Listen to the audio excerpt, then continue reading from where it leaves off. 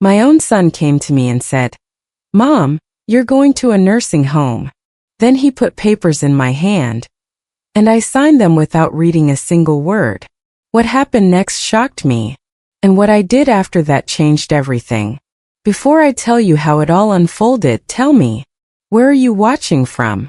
And don't forget to subscribe and like, because some stories carry lessons you don't want to learn the hard way. Now listen closely, because this is where it all began. My name is Dorothy Caldwell. I'm 74 years old, and the worst betrayal of my life didn't come from a stranger. It came from my own son, Ryan Caldwell. I'd been living in my little blue 2-story house on Willow Creek Lane in Asheville, North Carolina for over 40 years. My late husband, Frank, and I bought it back when gas was cheap and dreams were even cheaper. That house, it wasn't just wood and nails. It was everything. The kitchen still smelled like vanilla from the birthday cakes I used to bake. The living room? Oh honey, that's where every Christmas morning happened. Wrapping paper everywhere. Kids yelling, Frank pretending he hated the noise. And out back, that garden. Frank planted those roses himself before cancer took him 6 years ago. Every spring they bloom like he's still saying hello. Now don't go thinking I was some fragile old lady waiting to fall apart. No ma'am. I had my routine. Bridge club every Wednesday. Volunteering at the local library twice a week. And my vegetable patch? Still giving me the best tomatoes on the block. I was doing just fine. Or at least, I thought I was.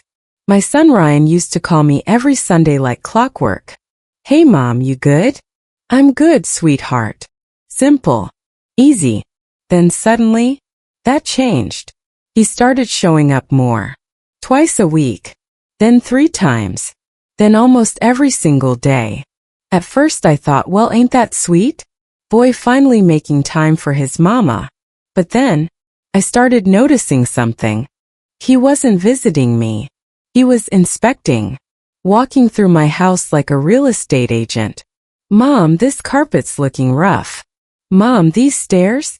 Kinda sketchy at your age. And his wife, Melissa. Oh, she'd stand there with that tight little smile like she just bit into something sour. Dorothy, we're just worried about you, she'd say. But her eyes? Cold as ice. Now I may be old, but I ain't stupid. Something felt off. Real off. Then one evening Ryan sat me down at my own dining table. Same table I fed him at when he was in diapers. Same table I helped him with homework at. He leaned forward, hands clasped, all serious. Mom, you ever think about downsizing? I laughed. Boy, I ain't going nowhere. Melissa chimed in real quick.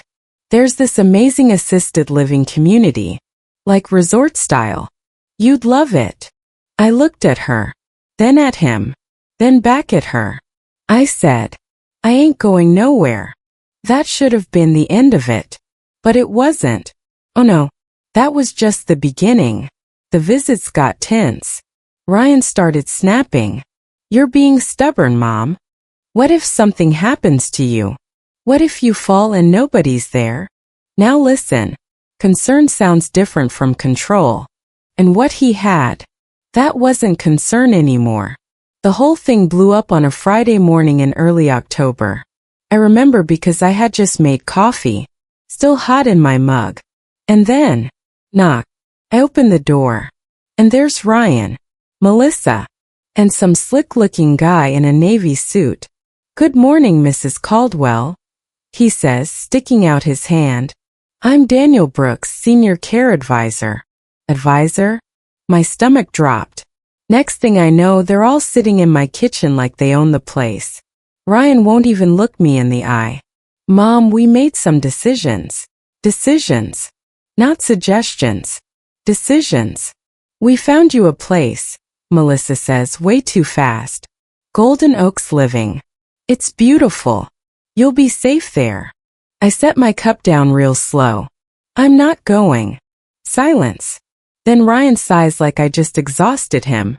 Mom, it's already arranged. That's when the papers came out. Stack after stack. Legal jargon. Big words. Fast talking. That man Daniel kept explaining things like I was supposed to just nod along. Ryan kept saying, "It's for the best. Trust me. Come on, Mom. Don't make this hard." And here's the part one hate admitting. I hesitated. 'Cause no matter what, that's still my son. He put the pen in my hand, pointed where to sign. Just here and here and here. And I signed. Every single one. Like a fool. The second I finished, Ryan smiled. Not a soft smile. Not a loving one. A relieved one. Like he just closed a deal. He hugged Melissa. Actually hugged her. "Finally," she whispered. I heard that. After they left, I sat there. Alone. Kitchen quiet. Clock ticking. And something inside me said, "Dorothy, you just made a mistake." Then I saw it. One paper they forgot to take. A property estimate. Picked it up. Looked at the number. And my heart just about stopped. $1.2 million. That's when it hit me. This wasn't about my safety. This wasn't about care. This was about money. A whole lot of it. And honey, that's when fear turned into something else. Something hotter. Something sharper. Anger. 'Cause nobody, not even your own child, gets to erase your life like that. The moment you realize your own child has played you, it don't break you right away. First it confuses you. Then it scares you. And then if you've got any fire left in you at all, it makes you dangerous. That number kept echoing in my head all night. $1.2 million.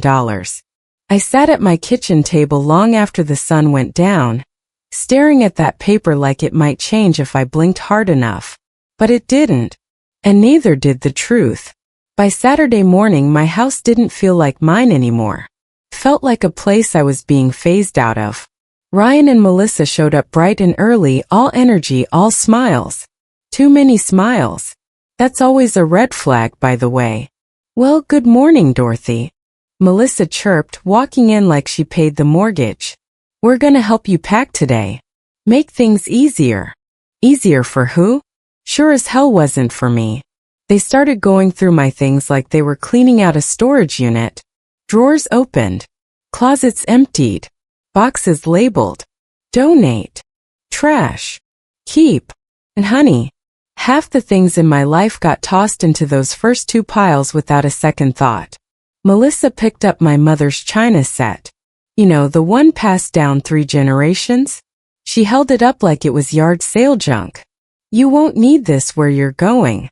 And just like that, into a box. I didn't say a word. Not yet. Because something in me had shifted. I wasn't confused anymore. I was watching. Learning. That night, I didn't sleep. Not a wink.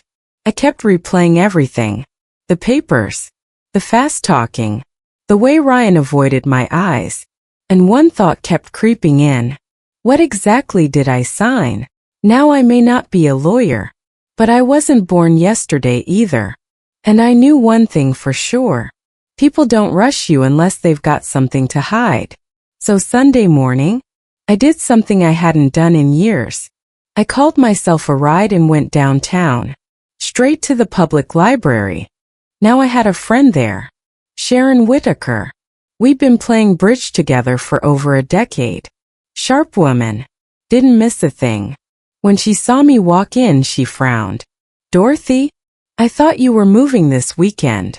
I leaned in close. "Sharon, I need help." We sat in the back corner away from everybody. And I told her everything. Every word. Every detail. Every gut feeling I couldn't shake. By the time I finished, her face had gone tight. Real tight. "Dorothy, this doesn't sound right. Not even a little bit." I let out a shaky breath. "Can I undo it?" She didn't answer right away.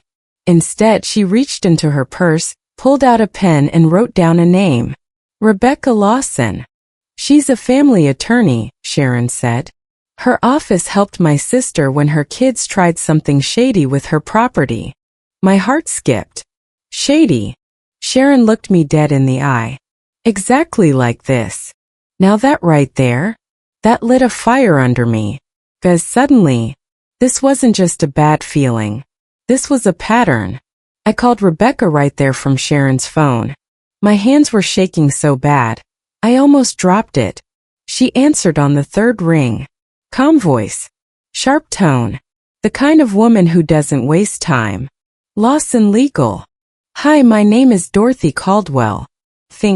I think my son tricked me into signing something. Silence for a second. Then she said, tell me everything. So I did. And she didn't interrupt once. Not once. When I finished, she took a breath and said something that made my stomach drop. Dorothy, I need you to listen very carefully. I gripped the phone tighter. Okay. Do you have copies of what you signed? No, they took everything. All right. Then we get copies. Fast. Her voice got sharper. More urgent. What were the company names involved? I closed my eyes, digging through memory. Golden Oaks Living and Brooks Realty Group. That man, Daniel, he mentioned it. Good, she said. That's very good. Good. Didn't feel good to me. Felt like my whole life was slipping through my fingers. Then she asked the question that really hit me. When are they moving you? Monday. Pause. Then we don't have time to waste. I swallowed hard. What do I do? And that's when everything changed. Because Rebecca didn't talk to me like I was old. She didn't talk to me like I was helpless. She talked to me like I was in a fight. First, she said, you're not signing anything else. I don't care what they say, what they promise, or how they pressure you. Okay. Second, you're going to get those documents. Today if possible. How? Play along. Now that made me pause. Play along. Her tone dropped just a little. Dorothy, people like this rely on you being emotional, confused, passive. I sat up straighter. I'm not confused anymore. I know, she said. So use that. Then she said something I'll never forget. Let them think they've already won. That gave me chills. So Monday morning, I smiled. I nodded. I played the part. When Ryan came over, all ready to move me out, I acted tired. Soft. Easy to manage. Oh, sweetheart. I just feel so overwhelmed, I told him. And you know what he did? He relaxed. That told me everything I needed to know. Don't worry, Mom, he said. We're handling everything. Yeah, I bet you are. I waited until they left to run errands. Then I made my move. I found that business card in the trash, just like Rebecca hoped. Brooks Realty Group. I called them. Put on my sweetest little old lady voice. Oh, hi, dear, this is Dorothy Caldwell. I think I misplaced my paperwork. Could I get copies? The girl on the phone didn't even hesitate. Of course, ma'am. Hook, line, sinker. Within an hour, I was on my way to their office. And let me tell you something. My heart was pounding so hard I thought it might give me away. But I kept smiling, kept playing the part. Because deep down, I knew something now. Something important. My son thought I was weak. He thought I was finished. He thought I was easy. But what he didn't realize was that I had just started fighting back. By the time I stepped into Brooks Realty Group, my palms were sweating, but my face? Oh, I had that sweet, harmless smile on. The kind people underestimate. A young receptionist, couldn't have been older than 25, looked up at me. Good afternoon, ma'am. How can I help you? I tilted my head just a little, played the part. Oh, honey, I'm afraid I misplaced my paperwork. Mr. Brooks helped me with my property. I'm just so forgetful these days. She gave me that sympathetic look. You know the one. The poor old lady look. Perfect. Within minutes, she handed me a neat folder. Everything you signed is right here, Miss Caldwell. I thanked her like she'd just done me the biggest favor in the world. Truth is, she had. I didn't even open it inside. No, ma'am. I walked straight out, got into Sharon's car. She was waiting like we planned, and the second the door shut, I opened that folder. Page 1. My name. Dorothy Caldwell. Clean. Clear. Official. Page 2. My stomach dropped. General power of attorney. I blinked. Read it again. Slower this time. That document didn't just give Ryan permission to help me. Gave him control. Over everything. My bank accounts. My assets. My legal decisions. My entire life. Sharon. My voice came out barely above a whisper. He can do anything. She didn't say a word. Didn't have to. Because page 3? Oh, that one hit even harder. Property transfer deed. I swear to you. My hand started shaking so bad the paper rattled. I scanned the lines, my eyes struggling to focus. And there it was. Clear as day. I had signed my house over. To my son. Not for care. Not temporarily. Not with conditions. Completely. Oh my God. That house wasn't mine anymore. Not legally. Not on paper. Not in the eyes of the law. And it didn't stop there. Oh no. It got worse. There was a clause buried in all that legal mess. The kind they hope you don't read. I had signed away my right to contest the sale. Let that sink in. They didn't just take my house. They tried to make sure I couldn't fight back. For a moment, everything went quiet. Like the world just paused. I couldn't hear the traffic. Couldn't feel my hands. Couldn't even think straight. Because suddenly, every smile, every visit, we're just worried about you. It all made sense. This wasn't rushed. This wasn't emotional. This was planned. And I had walked right into it. Sharon reached over and squeezed my arm. Dorothy, we're not done. Keep reading. I didn't want to. Lord knows I didn't want to. But I did. And then came the final blow. A financial authorization form. Signed. Stamped. Processed. Ryan had already used that power of attorney. Sharon, I said, my voice shaking harder now. He's already moved the money. Her face went pale. How much? I swallowed. Hard. I don't know. But I was about to find out. Take me to the bank, I said. Right now. The drive there felt like forever. Every second heavier than the last. Because deep down, I already knew. When someone moves that fast, they're not waiting. They're taking. We walked into First Carolina Trust Bank, and I spotted Mr. Daniels right away. He'd been the branch manager for over 15 years. Knew me. Knew Frank. Knew our whole story. When he saw my face, his smile faded. Dorothy, everything all right? I forced myself to stand straight. I need to check my accounts. He hesitated, just for a second, and that's when my stomach dropped again. Let's step into my office, he said quietly. Oh, I didn't like the sound of that. Not one bit. We sat down. Door closed. Silence heavy in the room. Dorothy, he started carefully. Your son came in last week. There it was. He presented power of attorney documents.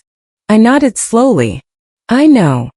He looked relieved and uncomfortable at the same time. He transferred funds into a joint account. How much? I asked. He paused. And that pause told me everything. How much? I repeated sharper this time. $68,000. I didn't feel it right away. Didn't cry. Didn't gasp. Didn't react at all. Because my brain, it hadn't caught up yet.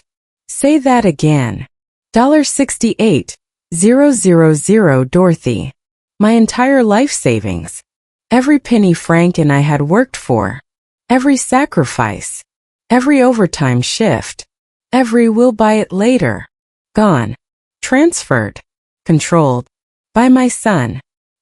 He left about $3,000 in your checking account, Mr. Daniels added quietly.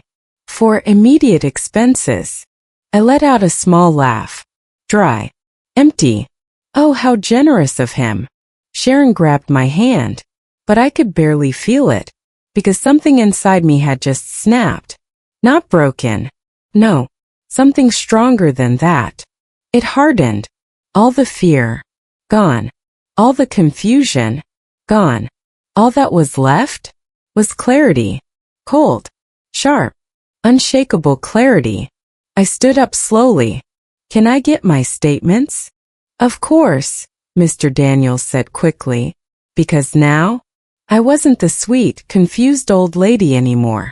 I was a woman who had just been robbed, and I knew exactly who did it. As we walked out of the bank, Sharon looked at me. You okay? I took a deep breath. Long. Steady. No, I said. Then I looked her straight in the eye. But I will be. Because right then and there, standing on that sidewalk, with my whole world flipped upside down, I made a decision. I wasn't going quietly. Not into some retirement home. Not out of my own house. Not out of my own life. If my son thought I was done, he was about to learn something real quick. I was just getting started. There's a difference between being scared and being done being scared. And by the time I walked out of that bank, I was done. Sharon drove me back home, but I barely remember the ride. My mind was racing. Not panicking. Not anymore. Planning. Because now I knew the truth. Every ugly piece of it. Ryan didn't just push me. He stripped me.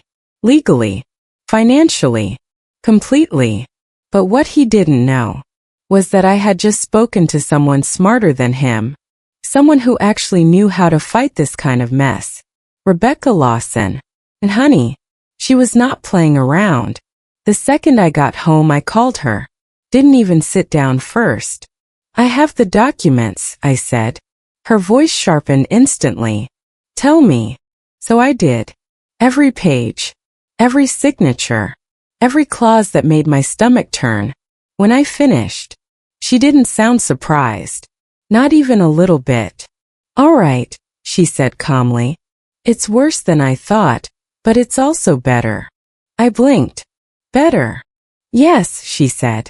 Because they got greedy. Now that caught my attention. When people move this fast, she continued, and transfer assets immediately, it strengthens your case for undue influence and exploitation. So I can fight this? I asked. Her answer came quick. Dorothy, we're not just going to fight this. Pause. We're going to stop them. And let me tell you something. That right there, that gave me life. She laid it out for me step by step. Clear. Sharp. No nonsense. Tomorrow morning, she said, we file 3 things. 3. First, a petition to revoke the power of attorney. Second, an emergency injunction to stop the sale of your home. Third, we freeze that account your son created. I leaned against the counter, gripping it tight. Can we really do that? We can file it, she said. And given your situation? She paused just long enough to let it sink in. I like your chances. Now here's the part that mattered most. Dorothy, she added, her tone turning serious. Once we do this, your son will know. Oh, I knew that already. He's going to be angry. He may try to intimidate you. You are not to be alone with him if you can avoid it. I looked around my house. My almost not my house. I won't be, I said. But life? Life has a funny way of testing you. 'Cause not even 2 hours later. Guess who pulled into my driveway? Ryan. And Melissa. Right on schedule. I felt my chest tighten for just a second. Just one. Then I remembered that number. $68,000. That settled me real quick. I opened the door before they could knock. Well, hey there, Mom, Ryan said, walking in like he owned the place. Melissa followed, scanning the room like she was already redecorating. How's everything coming along? She asked. Oh, I wanted to say a lot of things. Things that wouldn't be very polite. But instead, I smiled.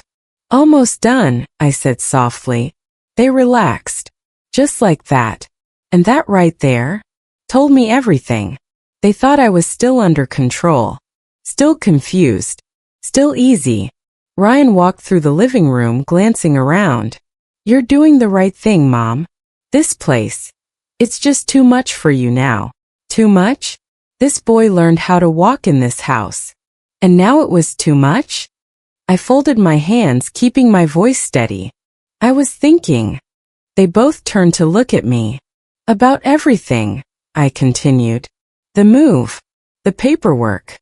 It's just a lot to take in. Melissa stepped in quickly. Well, that's why we're here, Dorothy. To make it easy for you. Easy. I nodded slowly. Right, easy. Then I looked straight at Ryan. You said you moved my money for my care, right? There it was. The first crack. He hesitated. Just for a second. Yeah, he said. Of course. I tilted my head slightly. Then why is it in an account with your name on it? Silence. Melissa jumped in. Oh, that's just for convenience. So Ryan can access it if needed. For what? I cut in. Now both of them went quiet. Ryan's jaw tightened. Mom, we've been through this. No, we hadn't. Not like this. No, I said calmly. We haven't. The air shifted. Just like that. I could see it in his eyes. Suspicion. Did you go somewhere today? He asked slowly. There it was. My heart kicked once. Hard. But my face didn't change. Just out for a bit, I said. Needed some air. Melissa crossed her arms. Where exactly? Oh, now she wanted details. I smiled lightly. Library. Not a lie. Not the whole truth either. Ryan stared at me. Long. Hard. Then he nodded. But I could tell. He wasn't fully buying it. Good. Let him wonder. Let him feel a little uncomfortable for once. Anyway, he said finally, shaking it off, we need to finalize things tomorrow. Movers are coming Monday morning. Monday. That word hit different now. Because Monday wasn't moving day anymore. It was war day. I nodded again. All right. They stayed for another hour, pretending everything was normal. But it wasn't. Not anymore. Because now, I saw them clearly. Every glance, every whisper, every calculating look. And for the first time, I wasn't the one being played. After they left, I locked the door, then locked it again. And I stood there in the quiet. My house, my space, my life, almost stolen. I picked up my phone and called Sharon. Can I stay with you tonight? She didn't even hesitate. Of course. Then I called Rebecca. They're suspicious, I told her. Good, she said. Good. Yes, she continued. That means they're nervous. And nervous people make mistakes. I took a deep breath. What happens tomorrow? I asked. Her voice turned sharp again. Focused. Ready. Tomorrow, Dorothy.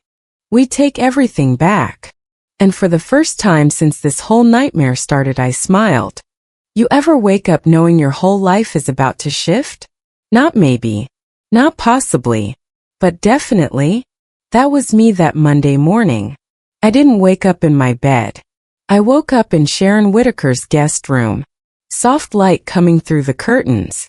Her cat scratching at the door like it owned the place. For a split second, I forgot. Then it all came rushing back. The papers. The money. Ryan. I sat up slowly, took a deep breath and said it out loud. Today we fix this. By 7:15 a.m. I was dressed. Navy blue suit. Pearl earrings Frank gave me on our 25th anniversary. Hair done. Back straight. Because if I was going to fight, I wasn't showing up looking like a victim. Sharon drove me downtown. Didn't say much. She just reached over once, squeezed my hand and said, I got you. And honey, sometimes that's all you need. We pulled up to the courthouse just before 8. Old brick building. Tall columns. Cold steps. But I didn't feel small walking in. Not anymore. Inside, Rebecca Lawson was already waiting, sharp as ever, tablet in hand, eyes focused. She looked at me once up and down and gave a small nod. Good. You look like someone they shouldn't underestimate. I'm not, I said. That made her smile just a little. We got straight to work. No wasted time. Dorothy, we're filing 3 things, she said again, but this time faster, more intense. Revocation of power of attorney, emergency injunction, financial freeze. I nodded. I'm ready. For the next 2 hours, it was paperwork, statements, signatures, questions. But this time, I read everything, every word, every line. And let me tell you, there's something powerful about understanding what you're signing. The clerk behind the counter, a middle-aged woman with tired eyes, looked at my file and shook her head. Seen this before, she muttered. Kids think their parents are walking bank accounts. I didn't say anything, but inside, that fire burned a little hotter. By 10:20 a.m., it was done. Rebecca closed the folder and looked at me. It's filed. The restraining order is temporary, but effective immediately. My heart skipped. So he can't touch your money. She held up a finger. And he cannot sell your house. I exhaled. Slow. Deep. For the first time in days, I felt like I could breathe. But then Rebecca leaned in slightly. And Dorothy. I looked at her. He's going to find out. Oh, I knew. And I didn't have to wait long. Because when Sharon dropped me back at my house, guess who was already there? Ryan, standing on the porch, pacing. And Melissa, right behind him, arms crossed, face tight. The moment I stepped out of the car, Ryan turned, and I saw it. Not confusion, not concern, rage. Where have you been? He snapped, walking toward me. You were supposed to be ready. The movers came and left. I walked past him calmly, unlocked my door, stepped inside. Dorothy, don't ignore me, Melissa said sharply, following in. I set my purse down, took my time, turned around, and then I said it. I went to the courthouse. Silence. You could feel the air drop. Ryan blinked. Once. Twice. What? He said slowly. I held his gaze. I filed to revoke everything. Melissa's face changed instantly. Oh my God. Ryan let out a short laugh. But there was no humor in it. You're kidding, right? No. That's when he stepped closer. Too close. What did you do, Mom? His voice dropped low and dangerous. I protected myself, I said. Protected yourself? He snapped. From what? From your own son trying to help you. There it was again. That word. Help. I didn't raise my voice. Didn't need to. You moved $68,000 out of my account without asking. I said. You transferred my house into your name. You tried to put me somewhere I didn't choose. Melissa scoffed. You're twisting everything. No, I said. I'm finally seeing it clearly. Ryan ran a hand through his hair, pacing now. This is insane. You don't even understand what you signed. Oh, that one almost made me smile. I understand it perfectly now, I said. That stopped him. He turned slowly, looked at me like he was seeing someone new. You went behind my back, he said. I tilted my head. You went through my bank account. Silence again. Melissa stepped forward, her voice sharp. Do you have any idea what you've done? There's a legal process now. Lawyers, fees, court dates. I'm aware, I said. You can't afford that, she added quickly. I looked her dead in the eye. I can't afford not to. That hit. I saw it land. Ryan stepped closer again. Lower voice now. Controlled. Mom, listen to me carefully, he said. You're going to call that lawyer. Right now. And you're going to fix this. And just like that, the mask was gone. I crossed my arms. No. That one word? Shook him. You don't mean that, he said. I do. His jaw clenched. Hard. You're making a huge mistake. Maybe, I said. But it's mine to make. Melissa snapped. You ungrateful. Enough, I cut in sharply. Both of them froze. Because that tone? They hadn't heard it before. I trusted you, I said, my voice steady but cold. And you used that trust to take everything from me. Ryan shook his head. You're being manipulated. No, I said. I was. Pause. Not anymore. For a long moment, nobody spoke. Then Ryan stepped back. Looked at Melissa. Then back at me. Fine, he said finally. Voice flat. Cold. You want to do this? I held his gaze. Yes. He nodded once. Sharp. Then don't come crying to me when this blows up in your face. Melissa grabbed her purse. This is unbelievable, she muttered. They walked out. Doors slammed hard enough to shake the walls. And just like that, it was quiet again. I stood there in the middle of my living room, heart racing, hands shaking, but not from fear, from adrenaline, because I had just done something I never thought I could do. I stood up to my son, and I didn't back down. I picked up my phone and called Rebecca. It started, I said. She didn't miss a beat. Good, she replied, because now we finish it. If you've never sat in a courtroom before, let me tell you something. It's cold. Not just the air. The feeling. Like every word matters. Like one wrong sentence can change your whole life. That Monday morning, the hearing day, I woke up before sunrise. Didn't need an alarm. Didn't need coffee. My heart was already wide awake. I stood in front of the mirror for a long moment. Looked at myself. Really looked. Dorothy, I said quietly, you didn't come this far to fall apart now. And I meant it. I wore the same navy suit. Same pearls. Same steady spine. Because I wasn't walking in there as a victim.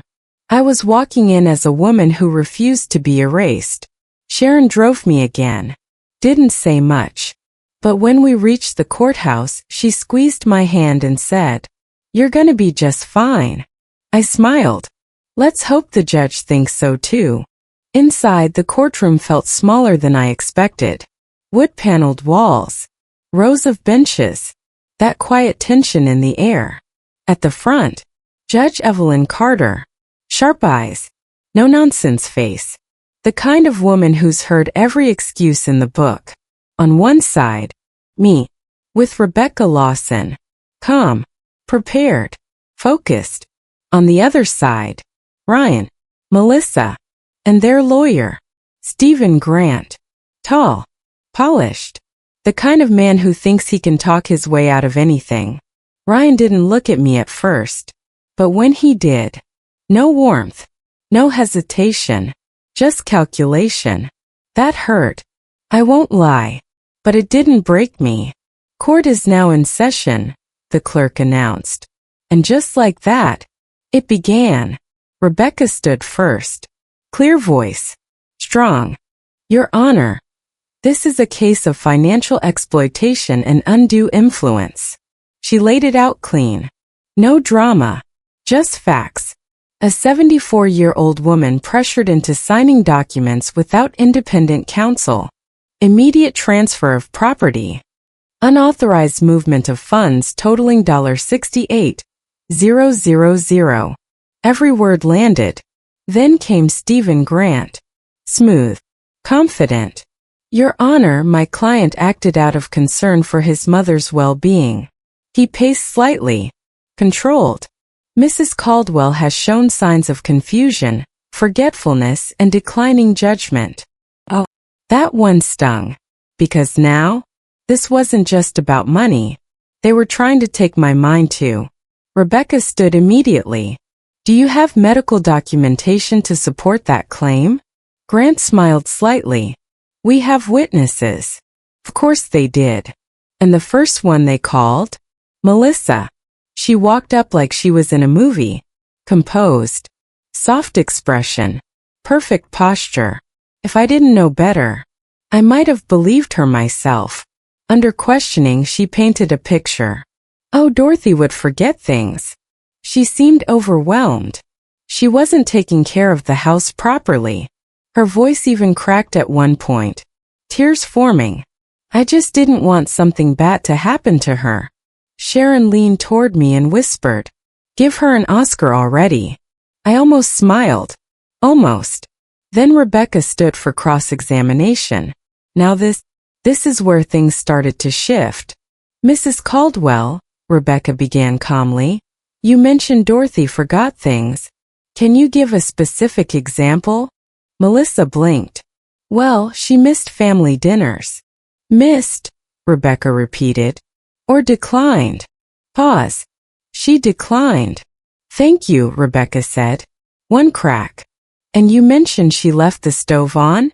Melissa nodded quickly. "Yes." "Did you personally witness that?" Another pause. "Well, Ryan told me." Rebecca tilted her head slightly.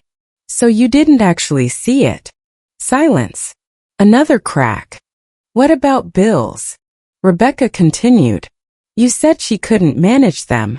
Were any unpaid?" Melissa shifted. "I don't know." "No shutoffs? No warnings?" "No." "So her bills were being paid?" Melissa's voice tightened. "Yes." Rebecca nodded once. "Thank you." No further questions.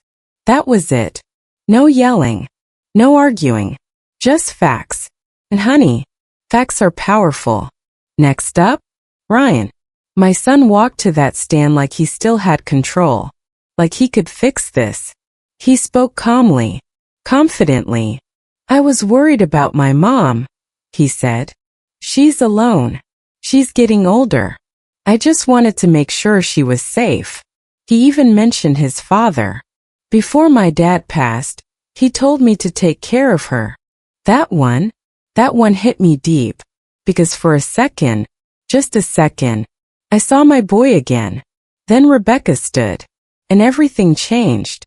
"Mr. Caldwell," she said, "you stated your actions were for your mother's care." "Yes." "Then why transfer $68,000 into a joint account under your control?"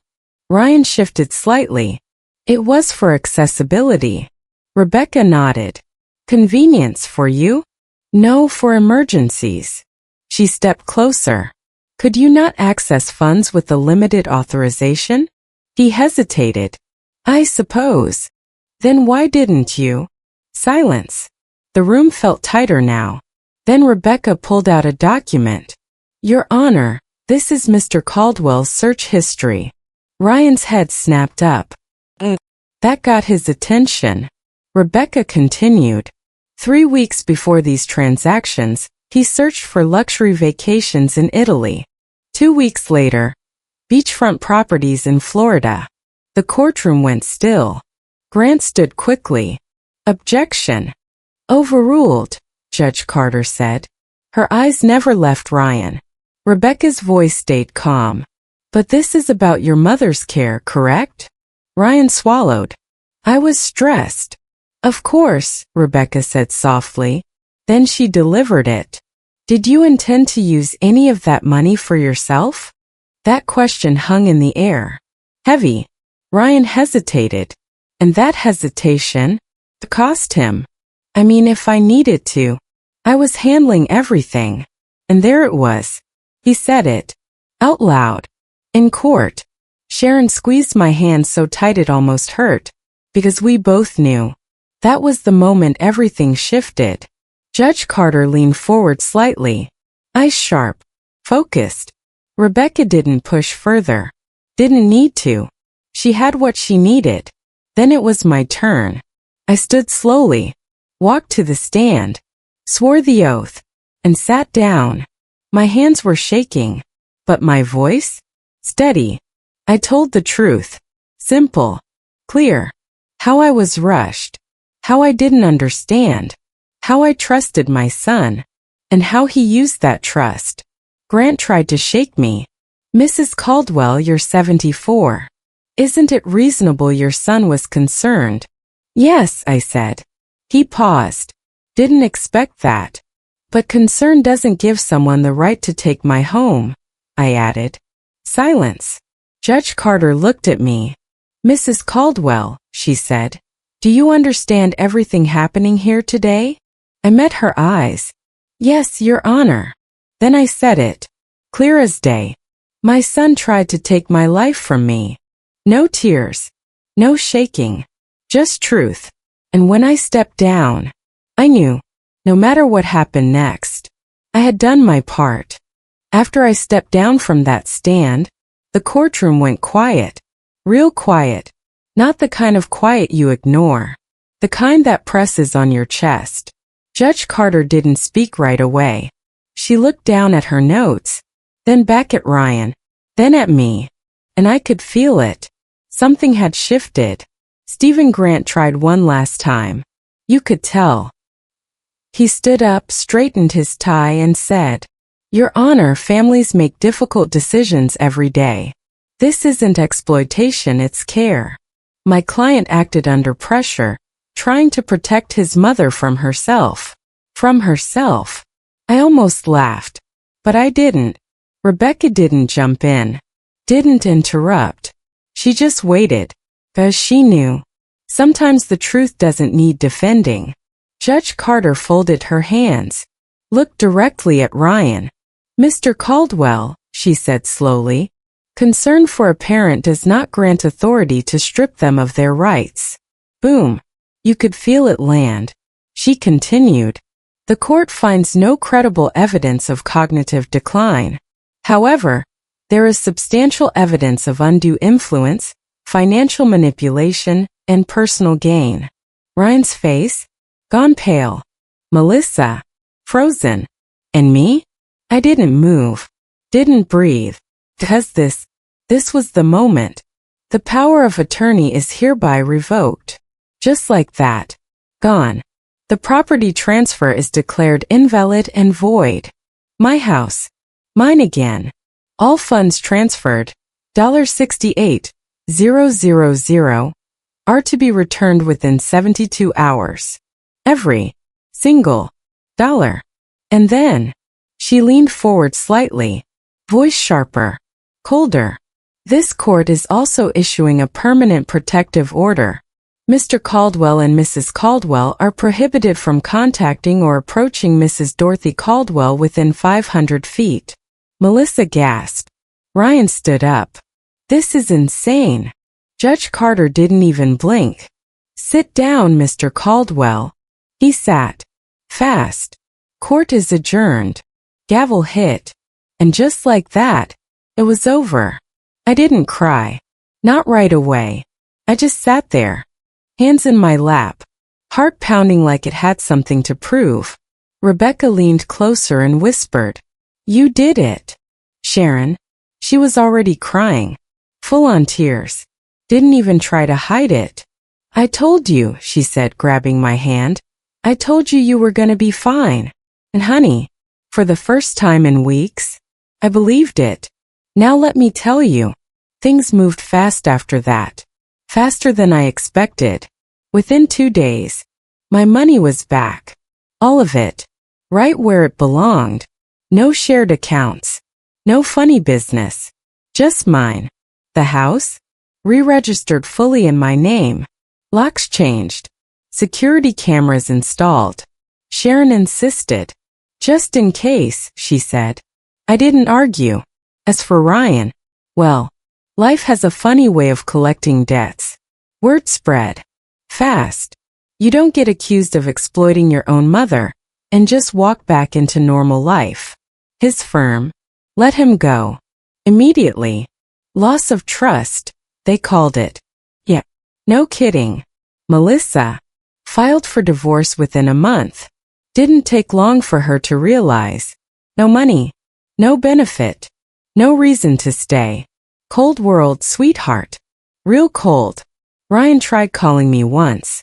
From a different number. I didn't answer. Didn't need to. Some chapters? You don't reopen.